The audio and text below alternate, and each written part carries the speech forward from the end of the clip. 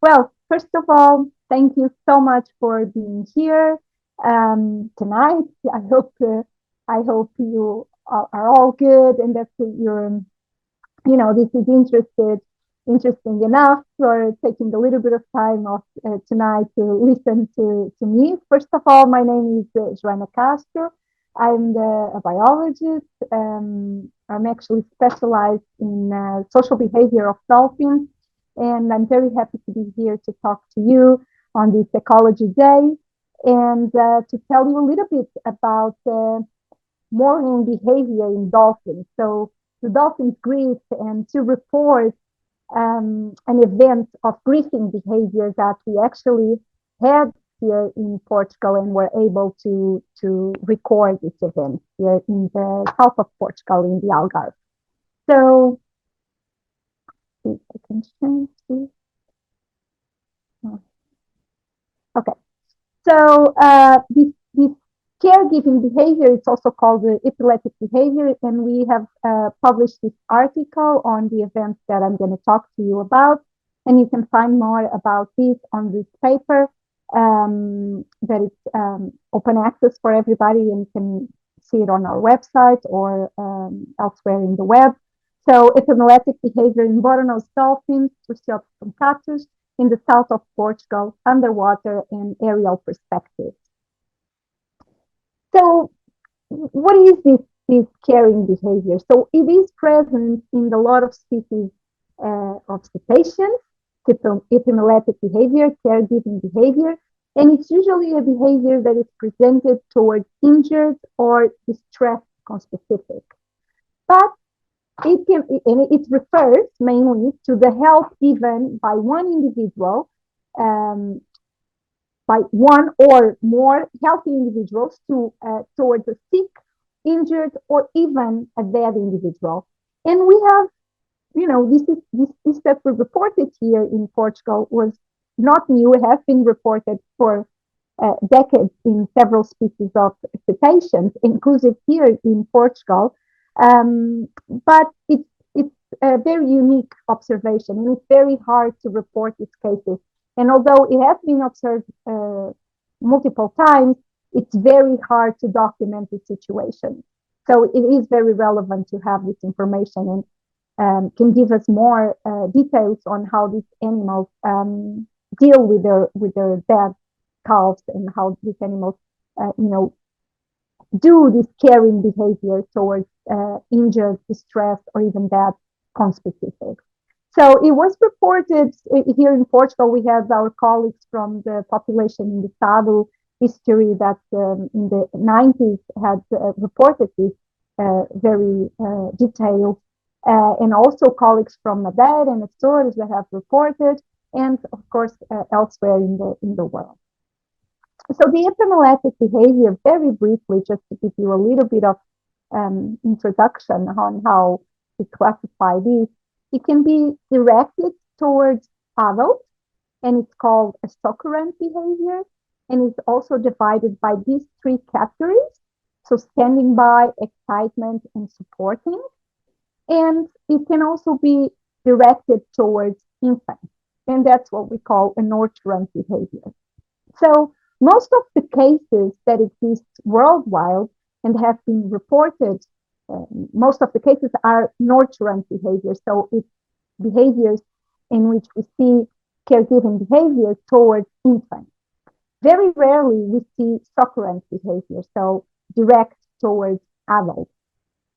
And this is also why this work was really exciting, because we had a little bit of both, and I will get into the details later. So epileptic care is usually provided to live and or struggling conspecifics, and is considered an adaptive behavior because it's related to the survival of that animal. So if it will help an animal to survive, then it's considered a positive and adaptive behavior. On the other way, it can also be extended to dead animals, so perished animals that are already dead, and therefore it appears to be a maladaptive behavior. So it seems that it doesn't make a lot of sense. If the animal is already dead, why are we, extending this caregiving behavior to dead animals? So but we see this happening all the time with in different species all over the world. So several reports document adult females, particularly females, carrying disease and even decomposing cows. As you can see, for example, in this picture here, we have a killer whale transporting a dead cow. But if you look at this photo on the bottom, you see a pilot whale that is carrying also a dead cow, but it's a very decomposed cow. It's already a carcass, very well. The other is also a carcass, but this bottom one, is very, very decomposed. So this can take a lot of time. It can continue for a long period of time. So this persistence of this behavior can have really high demand in terms of energetic expenditure, and it can lead to consequences for the animal that is providing this care behavior. For example, these animals tend to stay behind in the group. They tend to spend less time socializing, tend to spend less time foraging, and potentially even resting. And there's also the problems, if you think about, when you see these carcasses on the bottom, that it's very, very, strongly decomposed or in advanced decomposition. We can think about the problems of the diseases transmission that the cadaver poses, right, to the carrier. And so there's also that health risk problem. But we see this happening, and we see this happening more often than we would think. So it also seems that this epileptic behavior, this caregiving behavior, appears to be correlated with the comparative higher encephalization coefficient. So it is related to a high degree of sociality. So animals that tend to be more social, that tend to have higher degrees of sociality, seem to display more of this caring and epileptic behavior. And it is associated, so this behavior, it seems to be associated with highly intelligent animals, and therefore, in the case of cetaceans, with highly intelligent cetaceans, species of cetaceans are highly intelligent. And so what we had here in Portugal was in November 2021, we had a group of bottlenose dolphins. Bottlenose dolphins is the second most cited species that we have here in the Algarve. And we had a group, a quite big group for what we usually find here in the Algarve. We usually have groups around 20 for bottlenose dolphins, but this group was composed of about 50 to 60 animals. And it was a group, a mixed group. So we had all age classes, basically. So we had adults, juveniles, calves, and newborns. And so what we observed was that there was a part of the group, by like more towards the end of the group, let's go in the end of the group, that it was behaving a little bit different. So we kind of like, we're scanning the group, we're seeing the group and analyzing all the group as we're collecting our data. And then we found few animals that were behaving a little bit different. So we checked it out, and we observed these few animals, about 5, 6 animals, that were behaving awkwardly. And we saw that one individual was carrying a dead calf. And that's what you see here on the picture. And this is how the animal was carrying the dead calf. So it carries on by the head on the top, and it keeps it at the surface. And in this behavior, when we saw this group, this group, we actually were able to observe both of these epileptic behaviors that I was telling you about. We saw the nurturant behavior, so we saw this caring behavior towards a calf. In this case, it was a dead calf, and we assumed that this was the mother of this calf, and I will explain you why we assume that. We know that it's a female, that is confirmed, but I'll tell you why we think it's the female, the mother. But we also observe, and this is why this report is even more interesting, is that we observe the succurrent behavior. So we observe other adults giving support towards this adult female that was carrying this dolphin. Okay, and we did this. You can see here in this map. This was where we spotted the animal, and it was about almost 300 meters past the area that we were. And luckily, on that day, we had underwater camera, and we also have our drones. So we actually have a combination. And this is also what's so excited. We had visual observation from, with our eyes and everything that we could record from the boat, but we also had underwater footage of what was happening.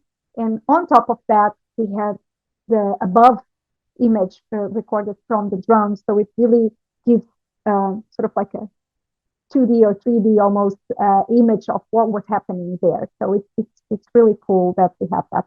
And this is what we were observing underwater. So at the surface, the female carries that calf on the top of the head, keeping it at the surface. And when it's underwater, it was carrying the calf, by the flippers or next to the beak, and that's where it was taking the calf. So here it's an example of the female bringing the calf to the surface. So we've seen this. We were with this animal for almost an hour and a half, and we were observing this female constantly bringing this calf to the surface. And this is almost like an attempt to keep it breathing. I think like we see this in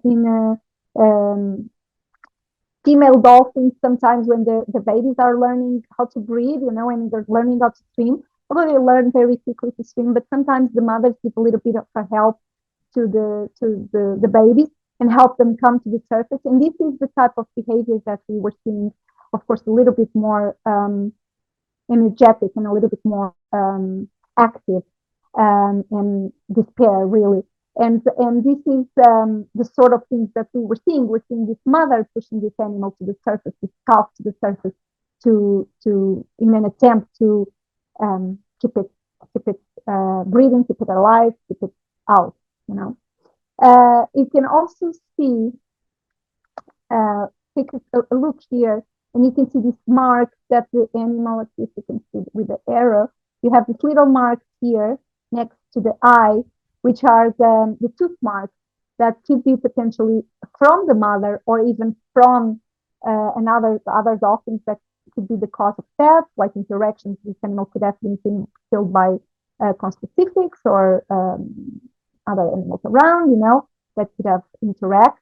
But these marks are dolphin tooth marks, okay? And you can see this here as well in this picture. So what do we know about this calf? We know that this calf was a male baby dolphin, so it was a male dolphin, and we know that by the sex, because we can see the genital area and we can determine this. We know that this calf was very young, and we estimate this about less than 3 months. And the reason why we do this is because you can see in this picture here, so this picture C, you can see that it has what it's called the fetal marks. So it's these marks here that are a little bit lighter in the vertical, and those are the marks that the animal have when it's inside the womb and it's very close. And so when they're born, they extend and they have this lateral marks that stay for a while in their back, and they tend to lose that with time. And so when they're newborns or they're very young calves, they still have these marks very very clear. It's very very obvious, and you can still see it very well. Then we can also see it from the fact that on the lower jaw of this animal, it didn't have any tooth and teeth, so there was no teeth on the lower jaw of this calf. And also we could see you probably can see in this picture, but we can see the air follicles on the beak as well. And so all these put together, plus the size of the calf, of course, and here's the belly button as well. So we estimated that this calf was a maximum age of three months. And here as well, you can see those marks that I was telling you about that are the tooth marks that could be the cause of death of the animal, but they could have also been inflicted by the female post-mortem in an attempt to keep the baby at the surface. And here you can see this one here under the pectoral fin of the animal, which are also tooth marks, and this can also be from even the female when it's carrying the animal underwater, or potentially some marks that could have been the cause of death. Okay, but we cannot assume that this was the cause of death. This can be inflicted post-mortem.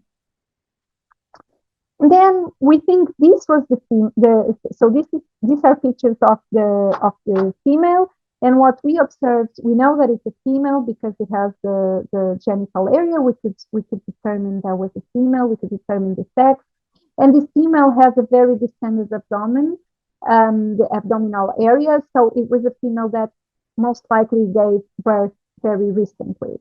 So this is a clue that tends to indicate that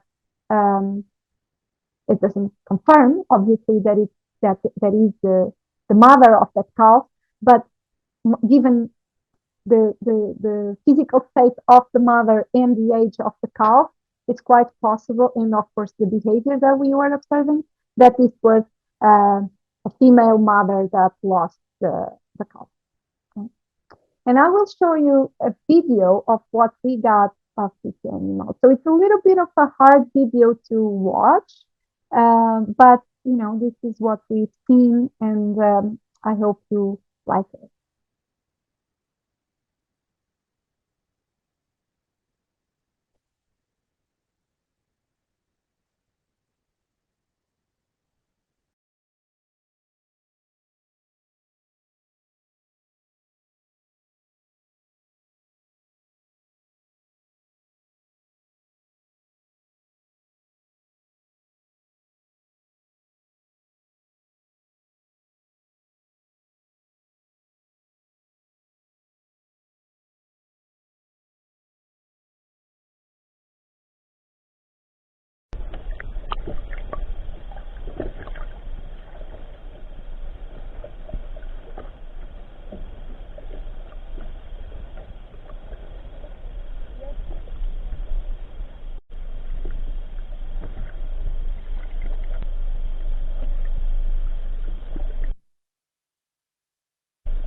And here you can see the female, and for the female never drop the baby.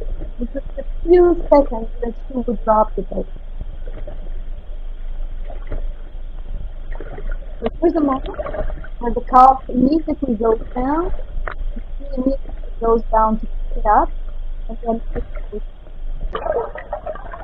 moment where the female actually drops the calf, and oh, sorry. Oh, I'm so sorry. I'm not very good with technology. Let's see if I can. Oh,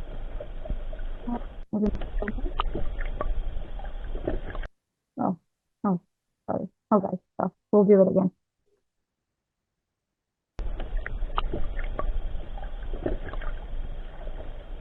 So here you can see the female carrying the calf, and you can see the bystander. So the bystanders, they never, we did not observe the bystanders directly with the calf or with the female. They were just around the female. And there was one moment where, and you can see on the where the female actually drops the calf, and the bystanders that go with the what is the signal on breach. They never the calf. You can see here, for example, we have two bystanders with the female. They don't touch the calf, they continue around the mother. Here, see, they never leave mother, and then they go together with mother, what they call always around the mother.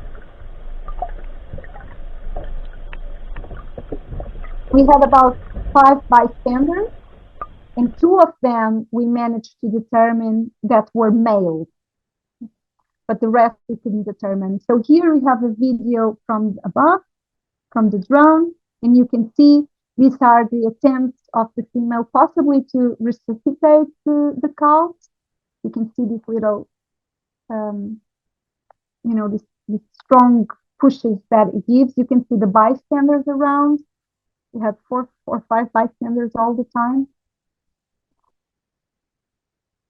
And so that's what we observe. So one explanation for this nurtured behavior that you guys have observed, and that we have observed in other situations, other colleagues have observed in other places, is grief, is that it represents grief.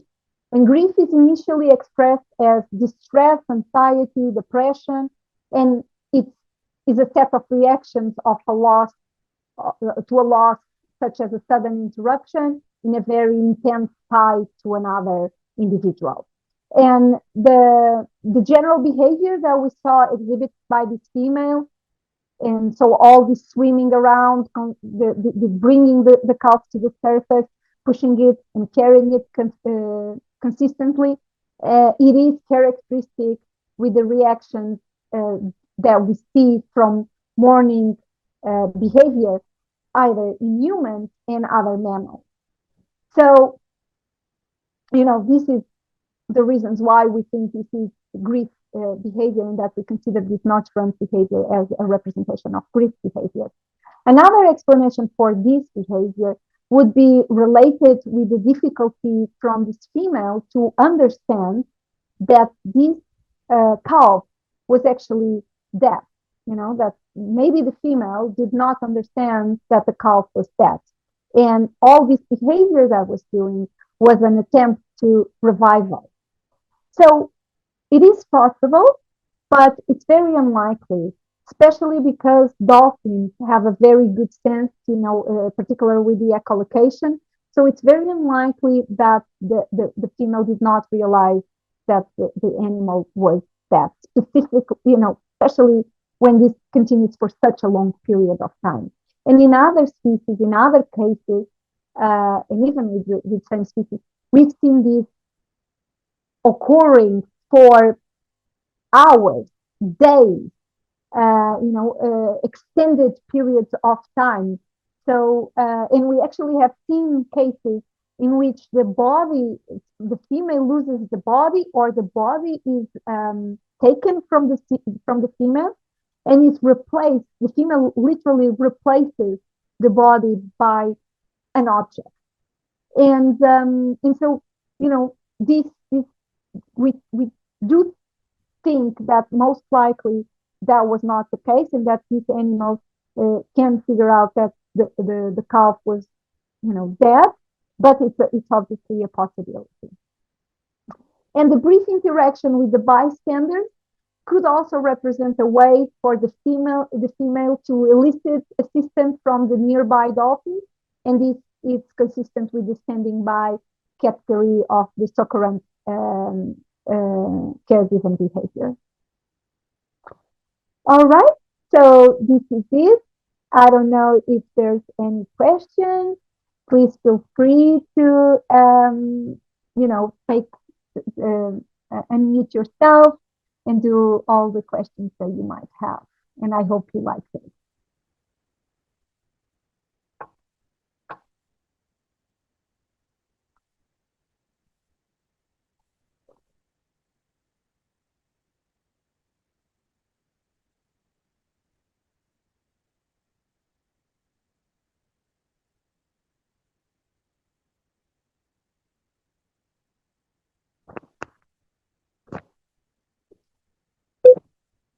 So how long can the mother carry the baby? They can really carry the baby for, what do you mean? Like in these cases of death, or like for when it's alive, like as in like when it's dead. So in this case, we saw it. We saw this animal. We saw it for more than 1 hour, so more than 1 hour and a half. But the behavior continued. So we left the mom and the calf there. Um, there are cases in which we have reported for days and even weeks. There's cases of killer whales that were taking the dead calf for more than 20 days, almost a month. So, this can really take a long time and can be really a long grief. Oh, thank you. Yes, so thank you so much. I hope you like this. We'll put this available in our YouTube page later. So if anybody wants to see this again, as I said, the paper it's available on our website. It's available for free. You can just download it, and the videos are also available on the paper, so you can just see it there multiple times if you want to look at it in more detail. So yeah, and if you want to have any more information about the sighting or any other things, just let us know. We'll be happy to share more details with you. Okay. All right. And if there's no more questions, I hope you like it and that you have a good night. Oh, there's one more question. Can this specific behavior happen with bad juvenile or adult, or it's only with calf? That's actually a very good question. So there is one case of with an adult actually. So we saw there's one, but it's only one case. So to answer your question, I think yes, it can happen, and we have records of one case. It's actually from some colleagues in Greece that reported um, a striped dolphin. Sorry, they reported a striped dolphin that was. There were two adults, and that they were doing this nurturing behavior, towards a dead adult. So it was one animal that was doing this towards another adult. So yes, and that's very, very interesting. But as far as I know, maybe there's more, but as far as I know, is that one case that we know. And for how long did you follow the mom? So we followed the mom for 1 hour and a half, more or less. And if this behavior just happens with bottlenose, no. So bottlenose, it happens a lot. It's like the second species that happens the most. And we have this, we know most likely this happens with many, many other species. The thing is, bottlenose are very coastal animals, and they're very accessible to humans. And there's the resident populations that we tend to know a little bit more. And so it's a little bit easier to study, and sometimes we have more access to this species, so we're sometimes lucky to observe this in an easier way. But we have seen this happen with a lot of species. Humpback dolphins, killer whales, pilot whales, striped dolphins. So there's multiple species that present this type of behavior, and possibly much, much more that we haven't reported yet. Okay, let me see if there's some more questions.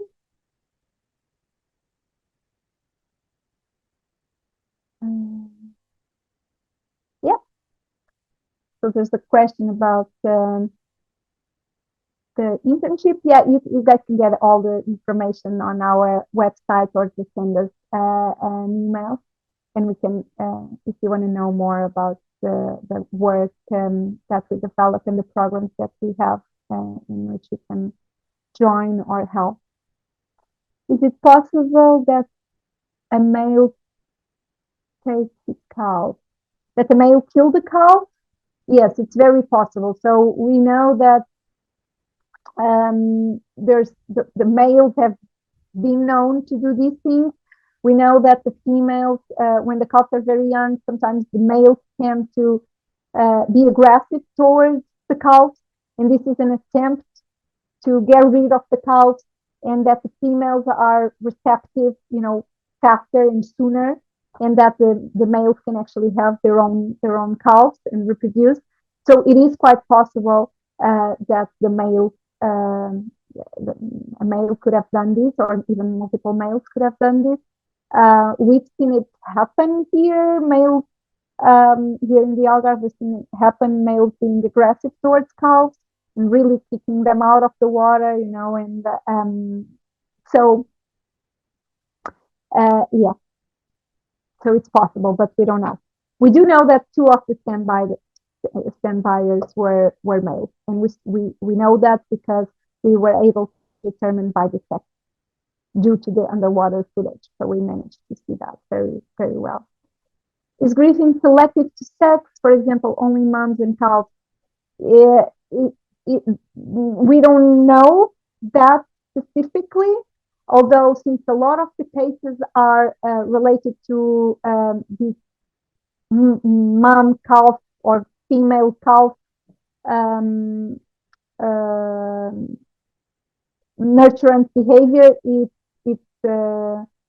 seems like it. But we don't know that for sure. So it's quite possible that it's not just that. It's quite possible that, and it might not be, because if it is extended to adults, and if we know that there's animals that establish bonds for life, if you lose your buddy that has been your buddy for all your life, it's quite possible that you would demonstrate that towards your buddy. How long does grieving usually last? Yeah, that's also a very good question. We don't know. Most of the cases, either the female. So a lot of the cases were seen in captivity, and then we eventually the people would eventually take the dead calf out of the water. But I think the longest we have recorded was that killer whale that was taking the body of the calf for more than 20 days, and that was one of the longest that have been recorded. And I would say, less than 1 hour. In the wild, in the past, some researchers would take as well the calf away, because they would want to do the necropsies on the calf and see what was the cause of death. Nowadays, it really depends. A lot of people are just like leaving the calf, so because we know much more about this grieving process, so we're tending to not interfere so much, and just leave it with the mother, basically. Do you see this behavior often in the field, or is it unusual? It is unusual, so it's not something that we see. I mean, we have been working here for 13 years, and we've seen it one time, and that was it. There are teams that have been working for ages in the field, and they've never seen it. So, we were very lucky to observe it. So it is unusual.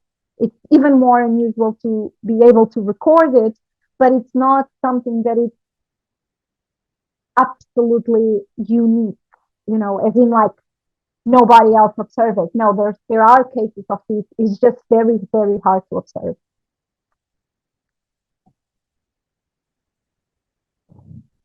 Okay. So I don't know if there's any other questions. No? All right. So if there's no more question, of course, as you guys can imagine, this is very hard to study and to determine, and it's very difficult. And of course, in a way, as scientists, we do want to know what is the cause of death of the animal, and then on the other, so in a way, we want to have access to the corpse of the dead animal, but on the other way, we now know so much about the social behavior of these animals and the grieving behavior that you do not want to take that animal from the group and from this supposedly mother or from this animal that is grieving. So in a way, you want the animal to do its mourning process, and so it is tough to study these situations. And as I said, we do not have access to this all the time, so it's very rare, and it's very difficult to study. It's very difficult to study. So all the little bits that we got of information, all the little cases that we have, are usually very, very useful to better understand how this grieving process happens. So every little detail matters and gives us a little bit more insight into how this animal grieves. All right, well, I think that's it for tonight. I hope you had a good time, and I wish you all a very good night. And if you need anything from our side, do let us know. And as I said, everything I presented here is available for free in the website, in our website at aimportugal.org. So please just feel free to take it from there. Okay. Thank you so much, everybody. Have a nice night. Bye bye.